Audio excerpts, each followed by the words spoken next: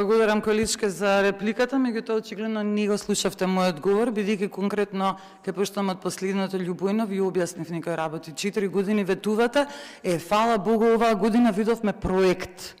Ама уште не сме го виделе Центарот за македонски јазик од пред 4 години ветен одлично од премиерот тогашен Зоран Заев. Тоа ви паѓа во вода. Ви паѓаат во вода сите овие работи бидејќи целосно буџетот е зголемен. Јас повторно ќе кажам, Европската комисија ви посочи дека буџетот во култура континуирано се намалува и тука треба да е се јасно.